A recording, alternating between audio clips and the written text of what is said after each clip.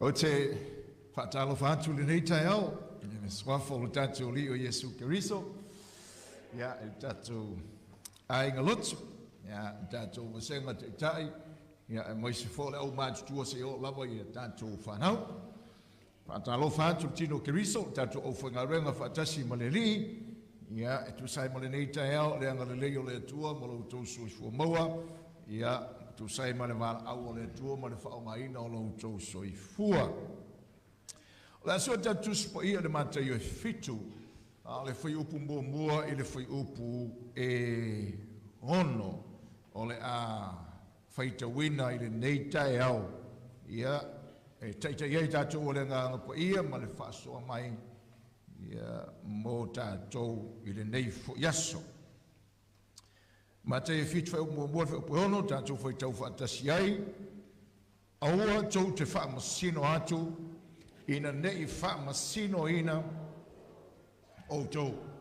A wale wha masinonga tau te wha masino ina atu ai, e wha masino ina ai o tau.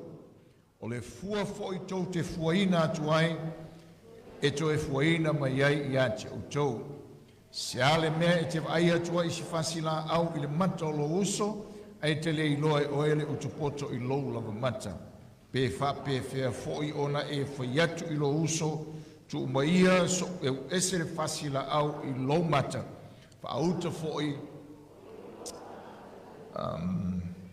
o i lo lava mata le utu poto o oena le tangata fa bio fa fi ya mio tonu ya e mo ia i le utu poto i lo lava mata ona e lo le ia e o se ina tu le fasila au le mata o lo uso a o to te avatu le me pa ia i uli a o foi tau te lafua o tau penina i lumo pua. Nei la tau soli ai o la tau vai, ma li liu mai i le seia o tau. Ala whaletatu te talo. Lo mantou te mai le swafo Yesu Keriso lo walo. O mantou te talo i le lau fua i o le nei taiao i le mawhau fau wha le anganga. I na ia langona e matou uma. Lo fetala i mai fa manatu fa malosi fa la i au fa tonu fa poto ma o ai mai fo i matou i le nei vaenga o le launga Yesu i lunga o le maunga ia fa o mai le valeo le mea whainga renga i le ata mai o oe ta ma mo lovi inga le swafo Yesu. Amen. Ia o lo whainga solo pēr le nei a inga lotu le tino Keriso i le launga fa solo o lo whaulu tala ina o ao o le FOLAU ma le FAATUATUA ia o lo vava ia i le launga Yesu ia e tusai ma le o mai o le li e lui tawina ma whamalosi ele tatu samaringa i teimi o lo o tatu iai o se whamanatu e whai matua ele o le vaenga le tatu whai tawina mai le amatango le launga o le whamanatu e tatu o le whaata oto mai o le tatu o li o le tua inga tangata i ele tangata o le malo le tua ta character o le tangata o whaolaina le tangata ua whapena o na savali i le amiotonu o le malo o le atua o le tatu o le tangata o le tau sisi i le ola whamawalalo ma le ola whalangolango i le atua i teimi uma o le tangata o le malo e ola whanoa noa i luma o le atua i le angasala i tutonu o le loto ma le mamfau o na o ola pēr lava i le tino nei o ola pēr lava matawivi ma le nātura angasala le tangata o le atua e ola whanoa noa fo i luma o le atua mo la angasala o loa fia ista ngata o le li i ne whapena o na langona i pēle whamafana whanaina e le anganga o le atua i lona alofa tunoa ma lona alofa muti vale o le tangata e whapena o na pū lea le leilio langa e malosi o me alofa le atua e au mai a e ola pū lea le lei lava o langona e nau e whai le amiotonu i luma o le atua le me tonu i le li wa tau amiotonu ina le tangata o le atua e whapena fo na nau ina ia ola e whai le me tonu i luma o le atua e le o le me tonu i le manatu o tangata e le o le me tonu e tusai ma whainga upu fai whapuro kiki o malo e le o le mea tonu e tusai maanga nuu matu maanga wa masani e u tatu wolanga e le o le mea tonu wa ina manatu o tangata no vaia a o le mea tonu e whai lo mai le atua i le teimi ma le teimi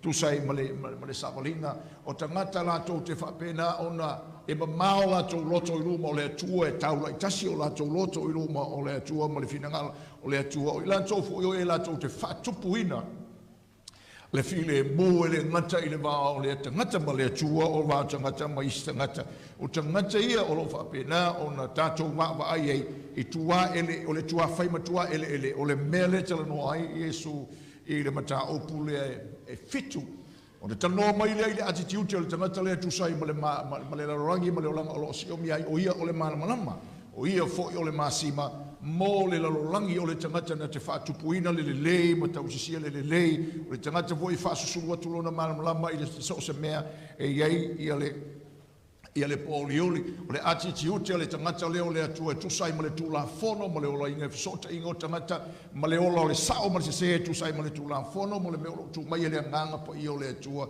ina ia ola i le tangata lea ina ia vi iai le atua vai so te nisa ta no i attitude o le tangata leo le malo le atua tusai ma le tamau ainga o le oa ma le tupe ma le tamau ainga o le laulangi nei, o le attitude o le tangata o le atua, o le tangata o le malo o le atua, e wa ai le tamau ainga, ina ia whapena o na whai ma mea whai ngā ruenga i vi i ai, le atua e le o le taura ingo lana wa ai e mō le o langa nei, ina ia saoloto ai le loto, saoloto ai le mawhauwhau, saoloto ai fo ilona whina ngalo, ina ia le au auna i meo le o langa, e whapena o na au auna i le atua, soifua.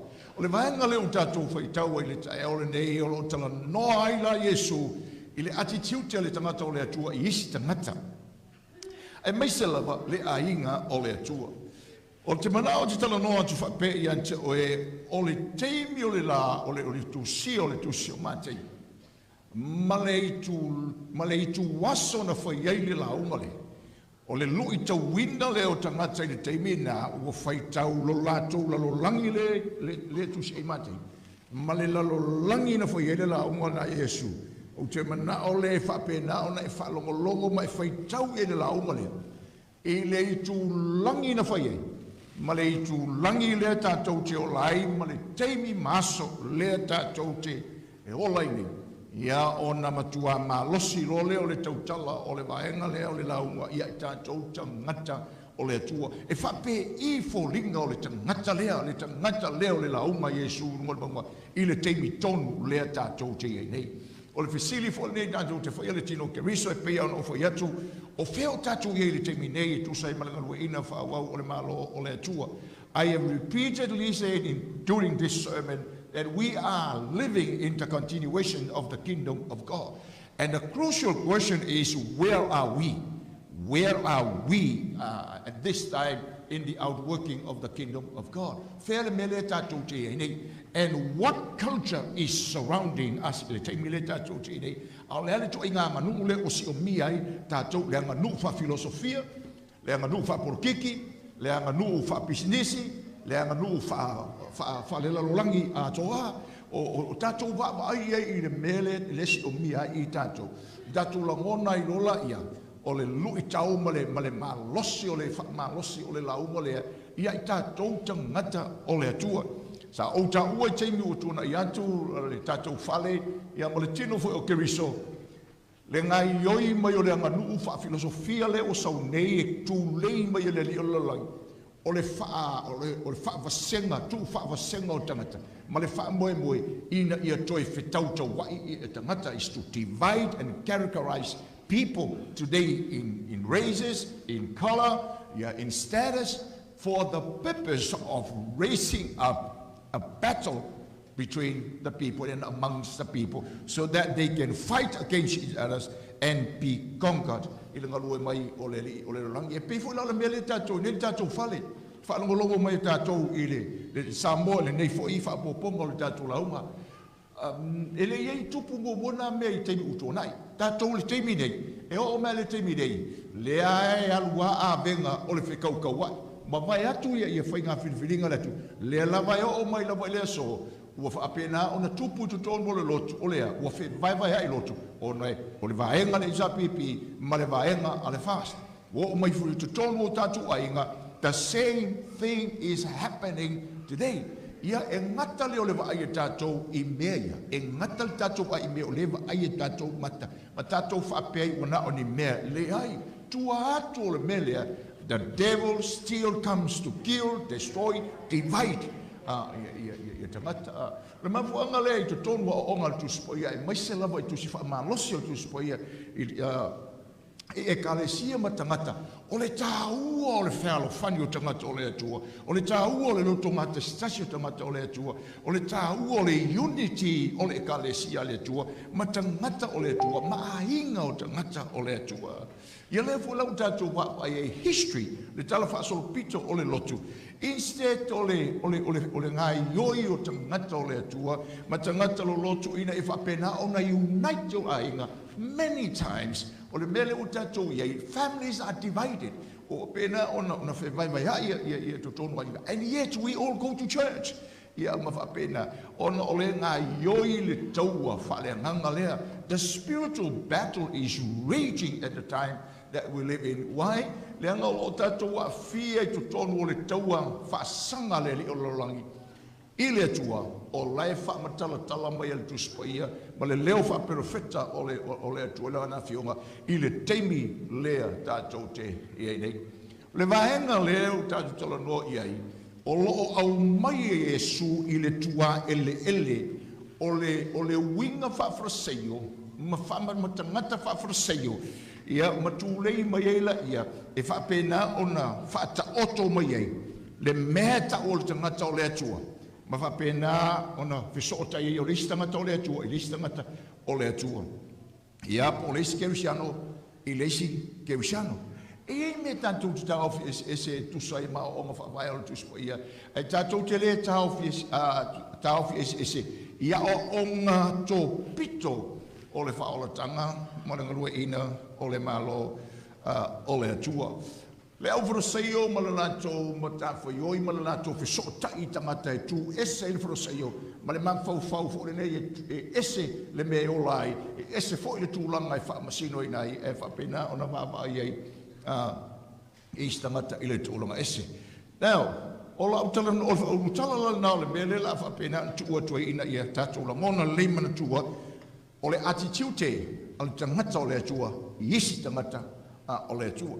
O le tātou attitude whaatangata lotu, isi tangata lotu, a la ta oto leisi vahenga tu atu o le mele na, e tātou whawai leanga o le upu tāua tu tonu, upu iana, whaitau atu, o le upu le uso, vai atu mai whaamasino ina, lo uso, e te le wai FOLAU le utu poto leina, e lo e so nei tonu le uso, so it priest, o mai tu tonu le siumianga, o tangata o le atua, so iu te mana o e tu le iei le tu sa so ani mai o le nganga o le tua so o le ale attitude o le yala o le this is the principle I to ton o le mele o le ale principle don't judge simple as that o le yala o le I te ngata o le tua I te ngata o le tua aua le whaamasino le te ngata o le tua that's the principle. O le tangata la o le launga a Yesu runga le maunga, o le tangata e le ola whaamasino. Nau mai tau mai le whanau o le atua, e le o whaasaina e le atua le whaamasino tonu. E le o whai a mantara tuspa ia o le tau te iloa whaamasino mea, tātou te iloa whailetala e le mea. O le whaunga ina se o le te iala le. Le la o tātou whaalongoi. Le o toi whaonga mai le rorangi anga I le ngā ruenga ale tua ma tātou ngata o le tua. Wa au mai ele tala lea, au tātou te whamasinoa le anga sala, au tātou te whamasinoa le mea o lai o lai tangata, au tātou te whamasinoa o onga se o lai whai e tangata, au tātou te whamasinoa fua, isi tāpua inga e leo ni tāpua inga kerusiano. Ua toso se ai le principles lea, o le aua le whaamasino, e le ai, o le whaamasino na o lai a o maritala tuspoia. Tātou te tautala I le anga sala, tātou te tautala I a o onga se, tātou te tautala I anga nuu se, tātou te tautala I le mele na. A o le whaamasino le maritala tuspoia, aua le whaia, o le whaamasino whaaforaseio, le whaamasino lea, a o leo le atala tu te tonu o vaenga ia, tusa marifisoso ni mai o le atua, ia le tūranga lea. Bumua, e lei ona fai mai aua le whaamasino. Mua, whai upu mua, aua tau te whaamasino atu, ina nei whaamasino ina o tau. Aua le whaamasino, ai sea, leanga o le atua e whaia le whaamasinonga e leo ka ua. Le wingo le tala, o le au fraseo, wala tau whaia le, ia le whaiva le o le whaamasino. I seisi la whaupunga, ua whai ai wha le au fraseo, mātua, i isi tangata, no lo lātou mā whau, o lātou e whaia le whaiva lea o le whaamasino ina o tangata. O le implication, le mea lea po le whi au mai e tua, we don't judge because we are not God. E le o tātou o atua, ia tātou lo le lei, o le lapata inga, a whapea e whaia le tangata se ala fua. O le sao marisi se, ia o na sao whaia i lo le tangata le nofo ali o le ta iala lena, ma whaia i lo o ia mātua, ma whaamasino umai lava, i si tangata uma lava, i le le whetau iei, ma le ala fua le ua ia whaia, o le sao marisi se, o le mele ua whai e le auwharaseio. So lapta inga le tātua li, we don't judge because we know we are not God. E le o tātou o ni atua, o le tangata lai whaia le melea, e taimi uma lai whaamasino ai, le tangata le to inga whaamasino lea, lona uso, le whaamasino lea whaamasino, o le whaia i nao le tangata mātua i a te ia, wa manatua i o ia o le atua, e mawhai ona ia whaamasino ina so o tangata, mawhai ona whaapena ona whaasala i tangata. Lela, o le tala lea, o le taiala mua lea, we don't judge, because we are not God. I le o tātou o ni atua, i tātou. Le ai, o tātou umalawa o tangata o le atua. O lo uso le tangata i le lii, o whapena o na gatu le tangata o le atua. We don't do that. O tangata, whapeo wharaseio. They love to do that. O le la tau lava le me whai, they will always judge people. O le whaamasino lava i tangata, le winga le nātala, o le lantou ai o le lantou le lei, le whaamasino lava la i tangata. A o tangata o le alofa muti vale o le atua, ma tangata o le malo o le atua. We don't judge people like that. Luka ko uso, ma tangata o le li. Lua, e lei ona le, ona ta oto le te iala o ao lea, a le li o le tangata o le atua. Again, to e whaafunga malitino ke riso. Ia manino le mea lea. E le whaasa al tu sipa ia le tātou whaamasino ino mea, ok? Koe tāwhi le mai le mea lea. A o ia le context lea o le launga, o lo au mai e Yesu, tafa. O le attitude, whaafurasei o lea, le attitude sa o lava au, ai se uma lava tangata. O le vaenga lua, a wā le whaamasino tau te whaamasino ina atuai, e whaamasino ina i fōi o tau, o le fua tau te fua ina atuai, e toe fua ina mai ai ia te o tau. O lona lua o le mafu anga, e alai o na ta oto mai le ta iala o aole, e o le tangata o le atua, i le istangata o le atua, aua le whaamasino, period. Don't judge. Aisea, lua, leanga o le ala fua e whaamasino i le atua, le istangata, e whaamasino ina e foi, ia oe. The attitudes are over say for the day. Ole man fau. There's a different standard e measure istangata. Ma whaamasino i mai istangata. A oia, lea e ese lea la fua e whaapena ona whaamasino i foi. This is the attitude of the Pharisees, self-righteous attitude. If I penai ona vava yatu, ia itangata umana. But we don't judge. Why? Because God judges us. If I'm a sino mai le atua ia tato uma, ele ala fua la vai tas, ele ese le ala fua if I'm a sino ai le ti akono, ese le ala fua if I'm a sino ai le awa, ese le ala fua if I'm a sino ai le foi fiao, ele ai e tutu so le ia le ta ia la le atua, if I'm a sino ina ai tangata uma, na mafu anga le atua le taua ia. Le tāua i ole amakanga mai ole launga a Yesu i lunga ole maunga. O lona tolu mafuanga ole tātou te le whamasino. Don't judge. Because ole tangata ole atua. E sanga tonu wala na vaai ia te hia I teini uma. A man of God will always have a healthy attitude towards himself. In other words, he has a clear picture of himself or herself at all times. What's the clear picture? We are sinners saved by the grace of God. O le vaaya na le tangata I o le atua, o ia o le tangata, nanga sala, a ua whaolaina, malame ina, ile alofa tūnoa o le atua, male alofa muti vale o le atua. That's the view. O le vaaya na le tangata o le launga le, ia teia, all the time. Remember malitana lea? In our relationship with the Lord, o le tatou so ta inga, whanau le atua, o tatou o atali, we are sons of God. Tatou o atali, ma whanau I le atua. But our relationship I tangata I mea tutupu, we always make sure we see ourselves.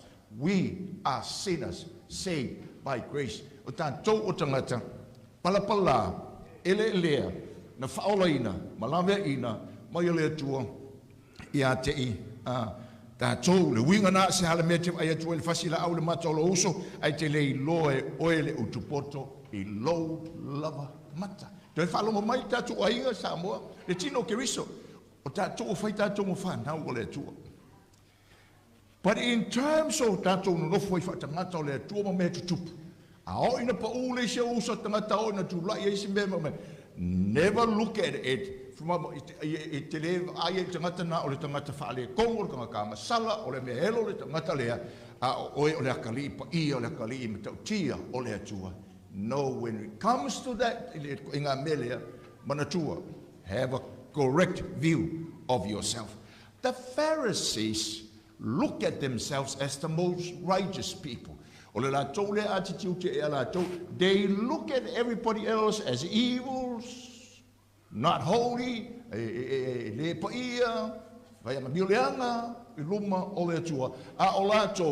o kamasa saoia classic example mele le Lucas fu Lemalu I le talo fo ile Yesu ina watu for say o maro fa fe me tono fa maltala Yesu so foi tu le tala le atu to lu la uri no I le maro mo tampo ia na la tu lola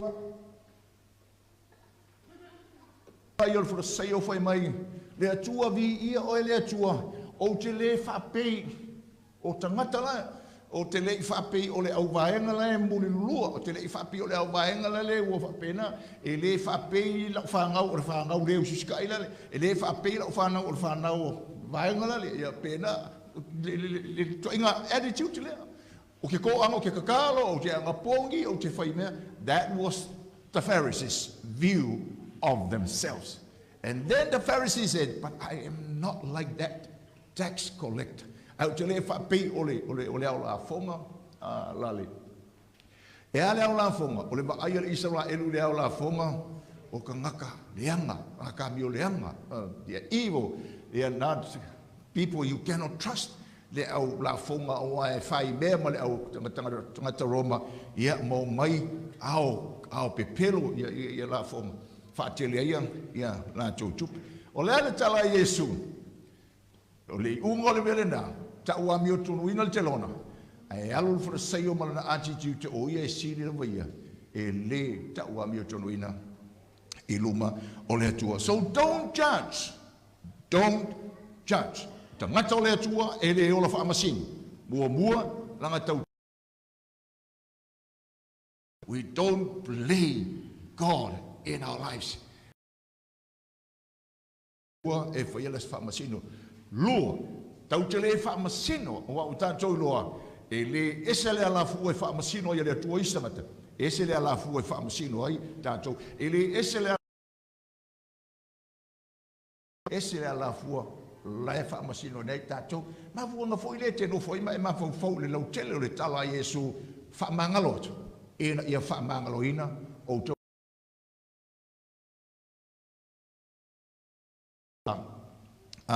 In relationship, o lona tolu, e leanga e le nefu lana wa ai ia te ia.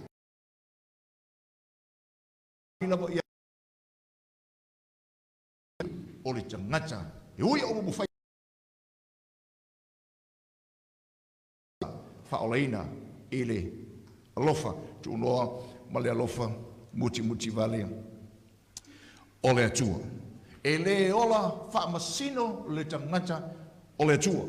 A wa o teimi uma e whaapena o na wawa ai ai lama le tangata i a te ia ina i whaapena o na manino ai lana wa ai i le isi. Tangata.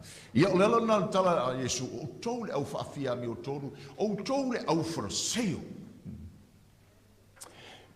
E le mawhai o na sanga tonu au tau ai atu istanga ta pika solo iei le o ngala au i o tau mata ma o tau fau. You are self-righteous. Whaafia mi o tonu le na, o le miranga iei, o le ale o ngala au rei maka o le au wharaseo. O le whaafia mi o tonu. Self-righteous. Apo ma o tātou lo le maloloina le o tātou. Let me say this.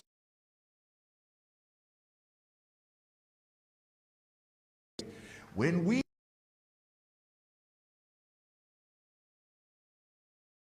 ao ina iei ni o tātou lang kai pian me fole mos whateita inga. O le tala ia iuta o le whai mai tala o tustal o iuka kausi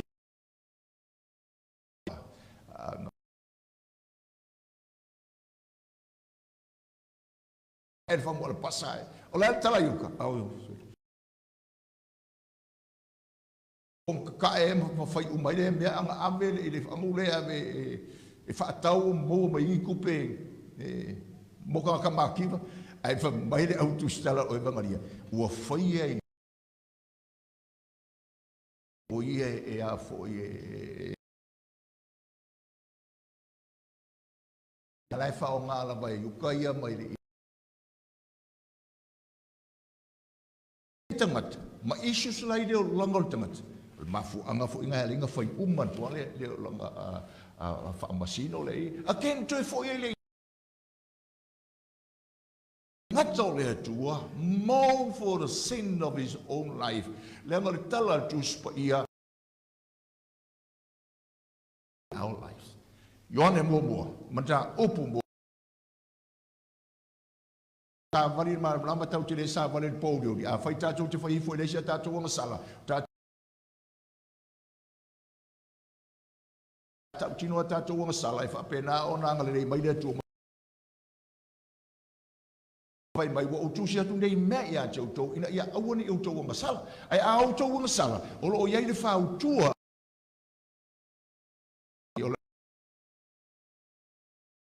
I leo langa le tātou te iei nei. Tātou te o.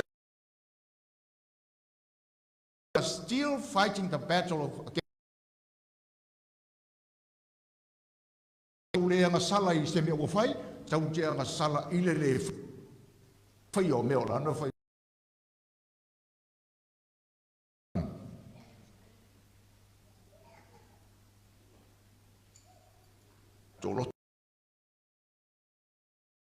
The ultimate principle is judge. Simple as that.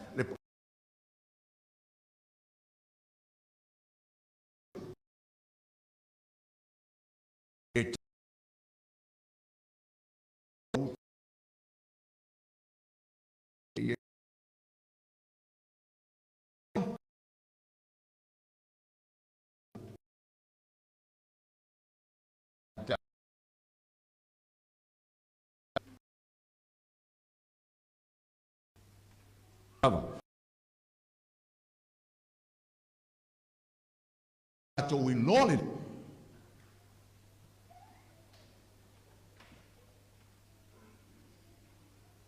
Tua ona tua tulo na lima lenga o manino le ilwa ai yuto fa fia mi otonu ngi o tangata le tua mo fa na o we can reach out mo fa tu mai lunga ia tangata na. That's why we don't judge. Amen. Yeah.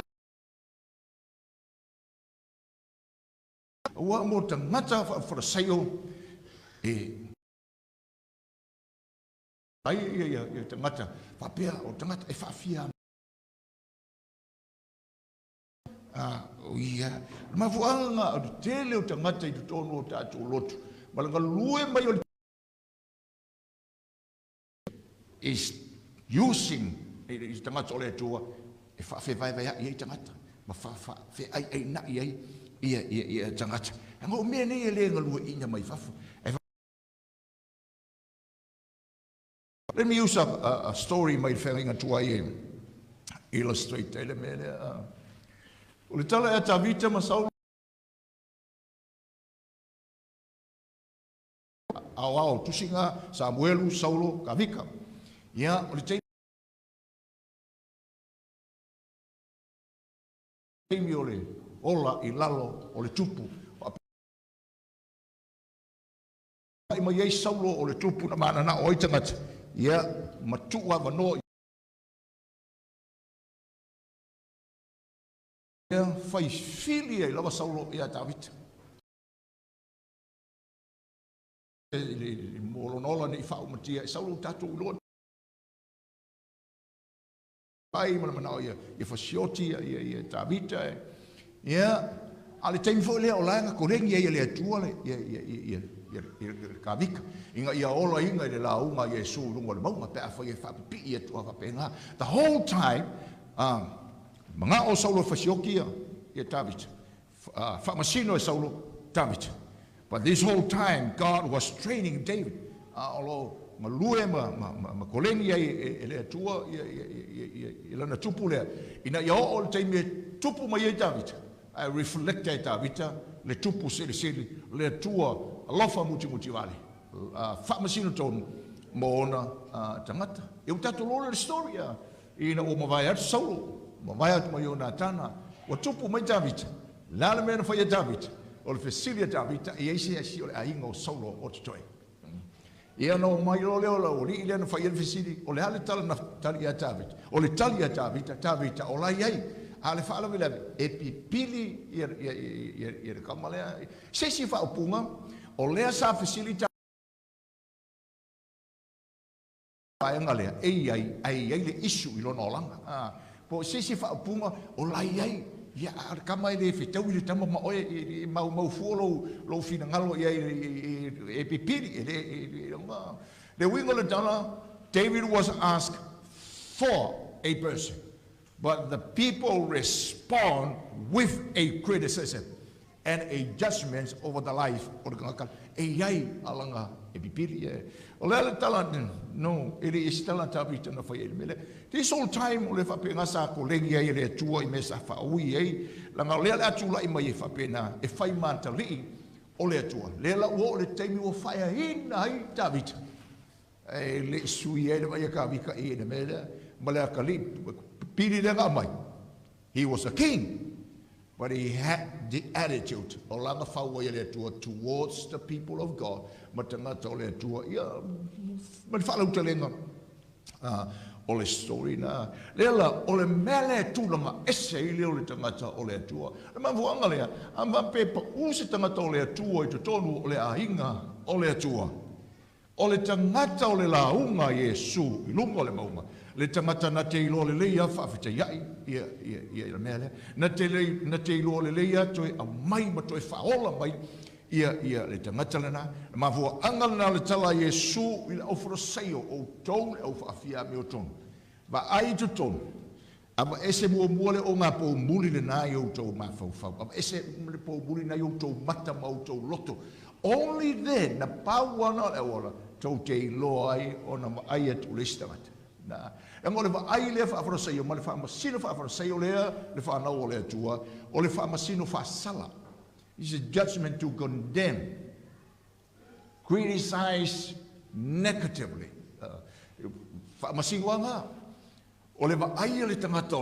It is always to heal. It is always to bring that person back to life.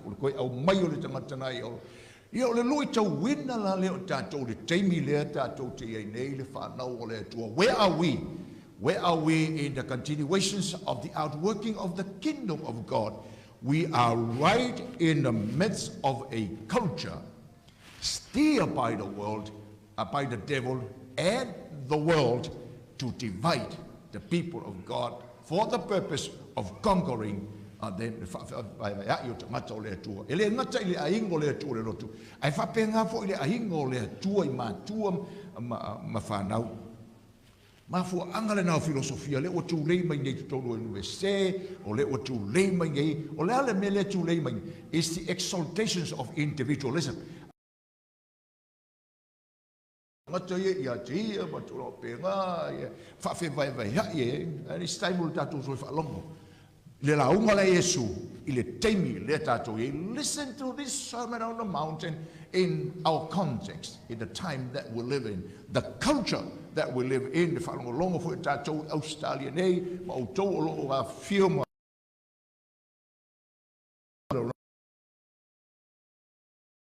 ia i le mele ma le ngalue mai o le atua ia tei tātou whape I foringa o le alofa muti vai. What does mercy looks like in your life? A whape o le atali ma le whino le atua. When things happens, how does mercy talk? How does mercy speak? How does mercy handle issues when things happen in the family of God? When mercy is exalted, how do you react to other people of God? A whaeina oi le lofa muti vale o le atua, whape I le tautala oi, I teime mawhati e le ingo o le atua. Whape whea, I ona e whaftea ia me tutupu mai ia ina. Na le tāua le teime le tātou te iei le whanau o le atua, le tino ke riso, because o leo tātou iei le teime whai mai Yesu, the world will e makua whaatiteleina le ino o le larorangi. Mga luenga a le larorangi, I tangata o le atua. Le futatu wawa I le tino ke riso, I le whaasolo ina compromise e tangata lo lotu o le. The church, in the most part of the church, is slowly becoming worldly. Says if Apunga, they are now giving in, they want to become more like the world. They are now changing and manipulating, compromising the church and the principles of the Word of God because we want to cater for the culture. We want to be accepted by the culture. And we are now forming, and we are becoming more like the world in our approach, in our worship, in our meo le tātou te whaia. Now le tāua le launga le a Yesu.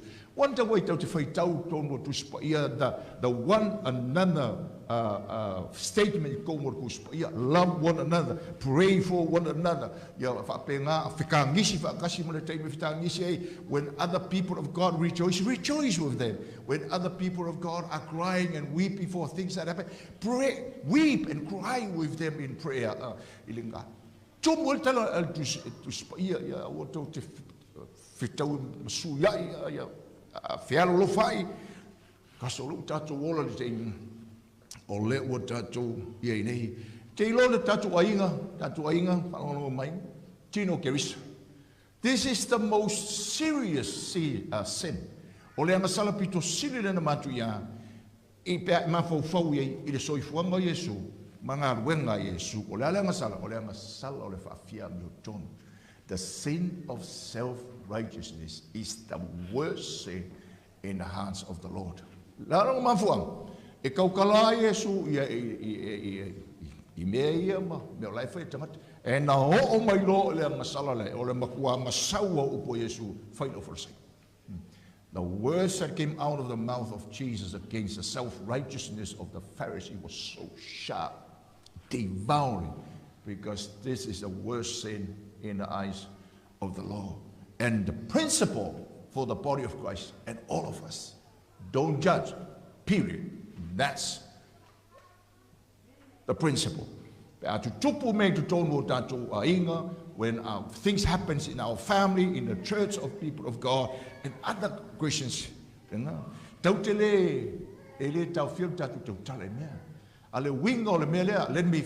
put it this way. It's all about exalting man. It's about exalting God.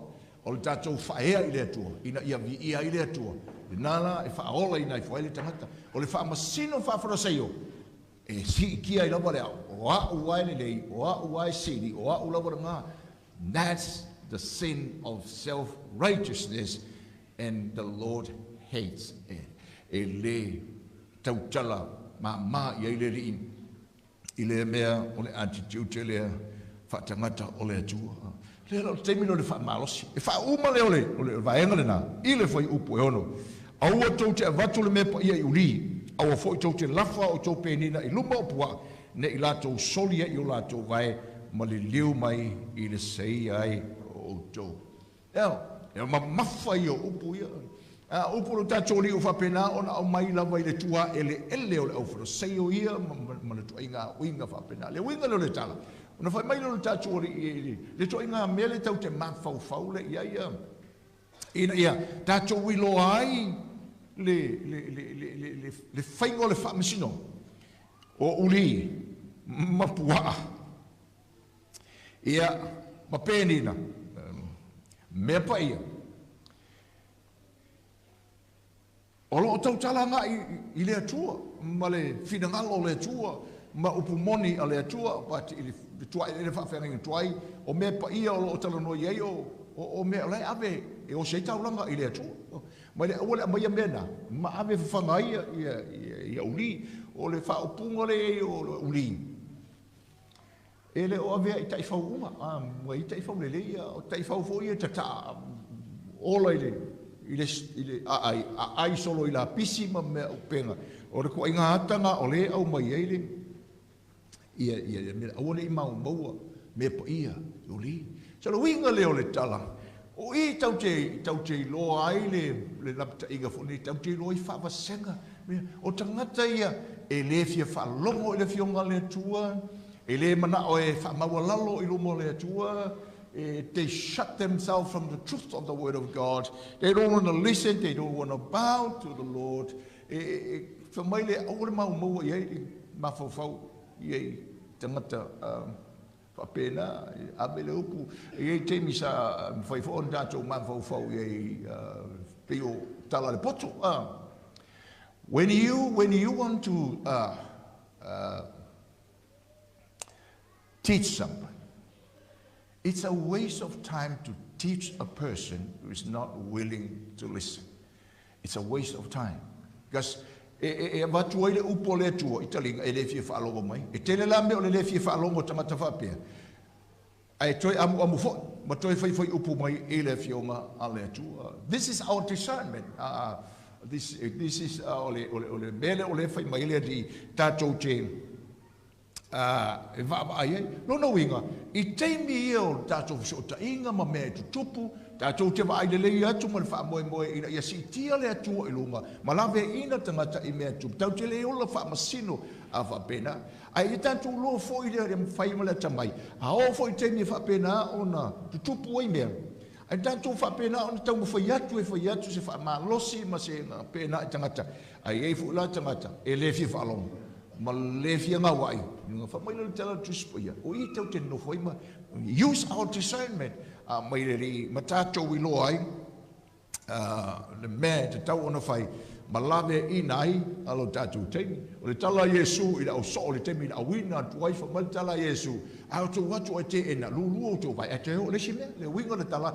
Don't keep knocking the door if the people inside don't want to open the door. Move to the next and move to the next family, move to the next territory. Le tala na a Yesu why?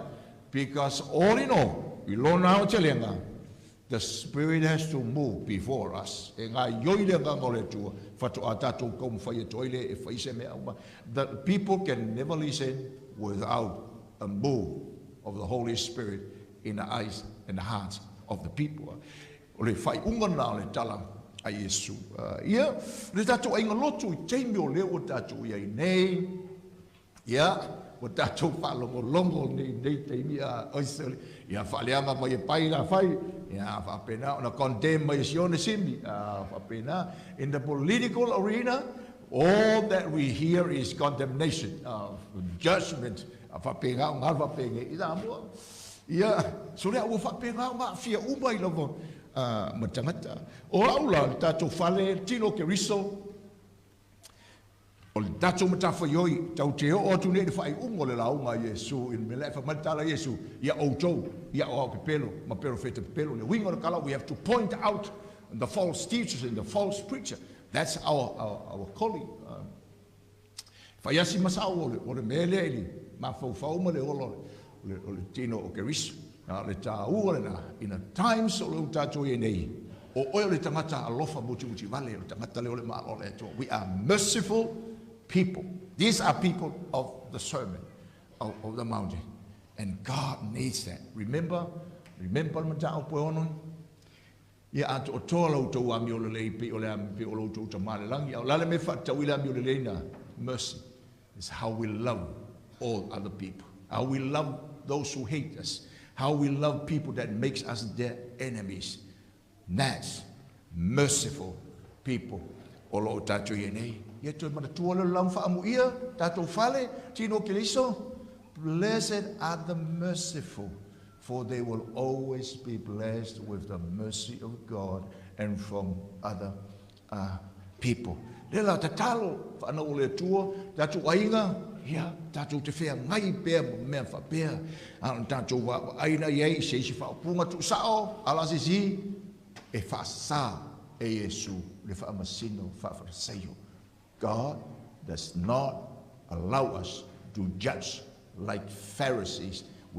That judge to condemn, that judge to kill, that judge to make themselves more righteous, make themselves look more holy than other people. Ko inga whaamasingo, e leanga o maisa mata, anga o oea e kipa ia. Lea nga, te lo oka ikafu.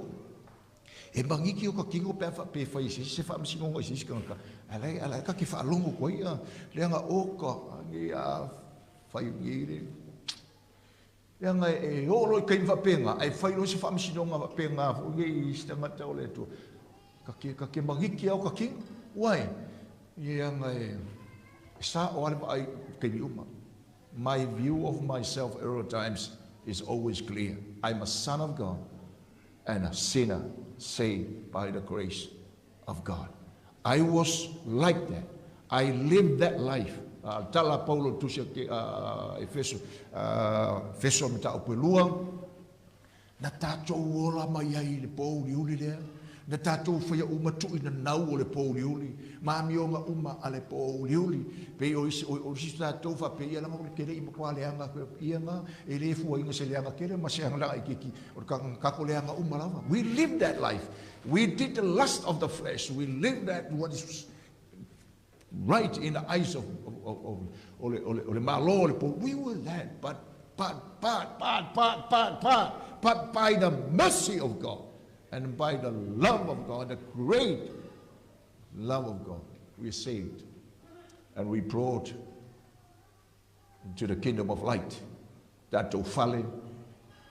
Teimi o le tatou te e, tu o le mele o kako e nge. Oni whikau kau wai. Again in whanau o le atua, tau te le whamasino whapena. But we discern right. Tau te loa ai le teimi vase aile e o omi ele ka ofi ia marikai me o omi ele vai pensing o tatou loa aile me tala foi atua le tala aile la mona lava tau te loa lava le me fa pena ona foi ai but as tatou te fa masino right, we judge right. How do we judge right? How can we know we judge right? When our focus is for the glory of God and to raise somebody else. O whapena ona pa ule o langa. O wha moe moe, ia si tia le atua. Ia si tia le ami o tongo le atua. Ai le o si tia o le tangata. E whape ona o mailu tātou o li o Yesu ke riso i le whamasino, whana o fraseo. O Yesu tanga tau tātou ngā luenga ua whare kongu leo langa. You know, ia leo kitala fo Yesu ea o i maile li i our attitudes e kangaka. Tātou whale amazing love of the Lord. What does that mean to us? Lele wingol na mea o le kalesia le alasisi amazing love Christian Church le alofa le na olea. Let the people see that in our lives. Ia mautinoa ia i loa tatou tamata le mele na ile tatou mori mau mai se ari kaukala ngako se li kaukala li tautala ia alofa muti vale li tautala au le fraseio le tautala au le fraseio le attitude ile fasa ile atua ia le merana ia tatou ia bea le sa tala no atoi tau te le fa masino bua ele o tatou o ni atua ele o tatou le atua lai e soifua le atua e fa masino lua e fa masino ina tatou le atua ile ala fu ala po le standard e tas fa masino ina tatou le atua tolu e manino le lei le tatou ai ia tatou i teimi umalava fa langa o tatou wala uina o le tatou apatu ina ia lave ina mai leista mata ma fiso soani leista mata ona ua manino le lei tatou vai tau te ilo ai eu ese de la au la u fara lave ile mata o leisi tangata o le lau malea a Yesu i lo ngore mau o le tangata lea o lea tua i teimi o lea tatou te e nei tatou whamasino i me lefa mai lea tua tau te whamasinoa tatou tau tala i ai but we love tangata o lea tua mercy be merciful i tatou uma i ele na tu whamangalo na ufraseio kau kala whasala kau kala le whamangalo kau kala whasioki kau kala whaleanga kau kala whafiasili that's Pharisees. Jesus said people of God don't judge like that. Oil tangata na le tua ia popolo fata mai whamalosi lava oe ia oe i teimi o lo o tatou ia i nei ia tu sai malitai o le finangalo o le tua. Tino ke riso Wato le upuluna ia te oe manoloto e whaongaina oe le mea whaingaro ngā ale tua. Tu sai mataimi o lea tātou te i nei a ia malama lama le lei tātou leanga ua whaongā mai le rolangi le mele a tātou tau tala tu leanga sala le whai mai a ngā fwoi whamai kou kuspo ia a ua le wha masingo a tātou tau tala tu na ia whaalia o oma se o lo whai istangata whai mai fu ia a whai mai fu le whai mai Yesu. No, that is not what is meant here in this context. E le o le nganga nā le mea le we are called to defend the faith. We are called to point out sin. We are called to point out false teacher and false preacher, false apostles, false prophets. We are called to do that. We are called to voice our concern against the culture of the time.